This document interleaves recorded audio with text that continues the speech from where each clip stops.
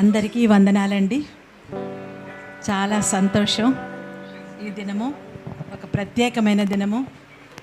మరి ఎజ్రా శాస్త్రి గారి యొక్క పాటలు ఎప్పుడు మరి శుభార్త ఛానల్లో, టీవీ ఛానల్లో వింటూ భజయింతుము శరణు శరణు, ఇది నిజముగా మనల్ని అందరినీ దేవుని సన్నిధానానికి ఇంకానూ ఎక్కువ పరలోక రాజ్యానికి తీసుకెళ్ళినట్లు, పరలోక రాజ్యంలో మనము ఈ విధంగా పాడబోతున్నాము అనే ఒక తలంపు, సంతోషము నాకు చాలా సంతోషించానండి. చాలా వందనాలు.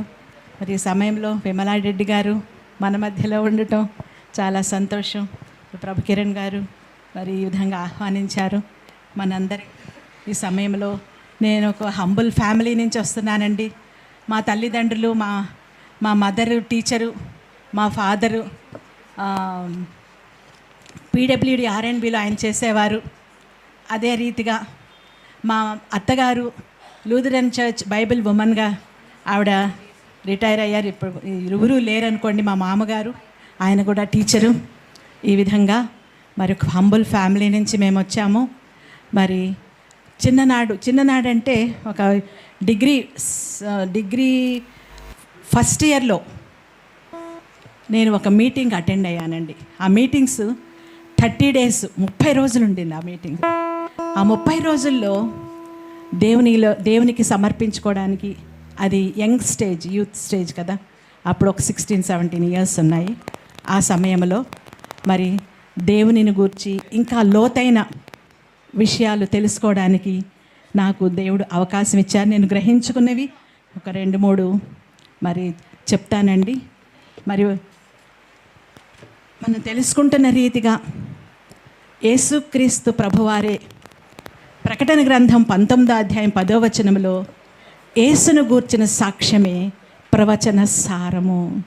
ప్రవచనాలన్నీ ఆదికాండము నుంచి ప్రకటన గ్రంథం వరకు యేసుక్రీస్తు ప్రభువుని గూర్చి, ఆయన యొక్క మహాత్మ్యమును, త్రియేక దేవుని మహాత్మ్యము మనం ఇప్పుడు చక్కని పాటల ద్వారా మన ప్రభువుని మనం ఆరాధించాము.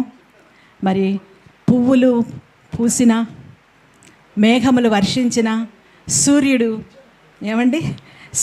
ఉదయించిన, చంద్రుడు సాయంత్రం పూట, చంద్ర నక్షత్రాలు వచ్చిన, వీటన్నిటికీ కారణం సృష్టికర్త దేవుడు.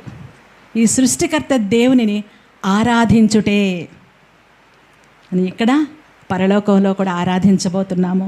ఈ సృష్టికర్త దేవుడు అంటే మనము తెలుసుకుంటున్న రీతిగా, మనందరికీ తెలిసిన రీతిగా బైబిల్ BIBLE అంటే ఏమిటనుకో, మనకి అబ్రివేషన్ అనుకుంటే దానిని ఎలాబరేట్ చేస్తే ఏమంటారు బైబిల్ పండితులు కొంతమంది? మనందరికీ తెలిసిన విషయమే. ఏమిటంటారండి? Yes, basic instructions before leaving the earth. ఈ ఇన్స్ట్రక్షన్స్ మనకి ఎన్నో వాక్యంలో ఉన్నాయి.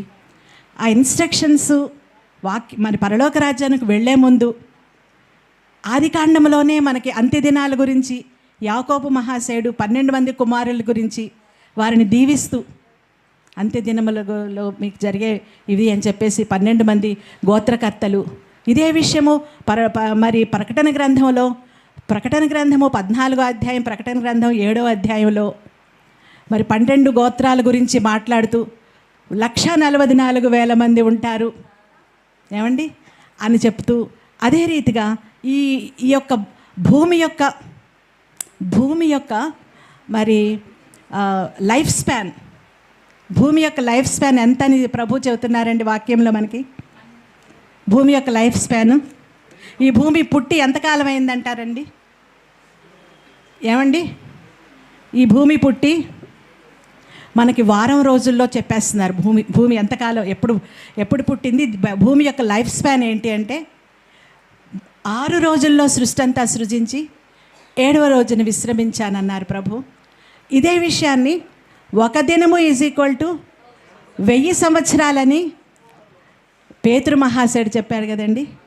కాబట్టి ఈ భూలోకము 6 దినములు =6,000 సంవత్సరాలు ఈ భూమికి ఇచ్చారని, 7వ దినమున మనం విశ్రమించాలని. ఈ 7 అంటే ఇప్పుడు 6,000 సంవత్సరాలు దగ్గరలో ఉన్నది, ఆయన రాకడ వస్తున్నది. ఈ యొక్క రాకడలో 6000 సంవత్సరాలు అయిపోబోతుంది. త్వరలో ప్రభు వచ్చేస్తున్నారు కదండి, త్వరలో ప్రభు వచ్చేస్తున్నారు. అప్పుడు మరి నీతిమంతులందరినీ తీసుకొని వెళ్ళబోతున్నారు. మరి విశ్రాంతిలోనికి అంటే 1000 ఏండ్ల పరిపాలన ఎక్కడ జరుగుతుంది అంటున్నామండి? భూమి మీద పరలోక రాజ్యంలోనా? పరలోక రాజ్యంలో ప్రకటన గ్రంథం 20వ అధ్యాయంలో మొదటి పునరుద్ధానంలో పాలుగరవాలు ధన్యులను పరిశుద్ధులనై ఉన్నారు. వీరు అప్పుడు ఈ భూమి పరిస్థితి ఏమిటి? దుష్టుడికి సంఖ్యలు వేసేయటం. ఈ భూమి పరిస్థితి ఏమిటండి? యెషయా గ్రంథంలో, ఇర్మియా గ్రంథంలో భూమి నిరాకారంగాను శూన్యంగానే అయిపోతుంది మరలా కదండి. అప్పుడు 1000 ఏండ్లు మన పరిశుద్ధ పట్టణంలో ప్రభువుతో జీవించిన తర్వాత తిరిగి మరి ఈలో క్రొత్త ఆకాశము క్రొత్త భూమి సృజించబోతున్నారు అనే విషయం మనం తెలుసుకుంటున్నాం. 1000 ఏండ్లు ప్రభువుతో ఉండబోతున్నాము. దానికోసం ఇప్పుడు మనమందరము ఏం చేస్తున్నామండి? సిద్ధపడుతున్నాము. అంటే ఇప్పుడు కాలము అనే దానిని ఎలాగా సూచిస్తున్నారు బైబిల్ పండితులు, స్కాలర్స్ అంటే భూమి సృష్టి మొదలు సృష్టింపబడింది కదండి, సృష్టించింది మొదలు తిరిగి మరలా సృష్టించబోతున్నారుగా ప్రభు. మన ముందే మరలా క్రొత్త ఆకాశం క్రొత్త భూమి మన పరిశుద్ధుల ముందే ఆయన సృష్టింపబోతున్నారు. ఈ మధ్యకాలాన్నే కాలము అంటున్నాము. కాబట్టి మరి ఈ విధంగా మరి నేను కొన్ని తెలుసు, ఇంకా సమయం లేదండి, ఇంకా 2-3 మరి తర్వాత ఇంకా సమయం వచ్చినప్పుడు మరలా మాట్లాడుకుందాము. కాబట్టి దేవుడు మనందరినీ ఆశీర్వదించి పరిశుద్ధపరచి ఆయన రాజ్యానికి సిద్ధపరచునుగాక. ఆమేన్.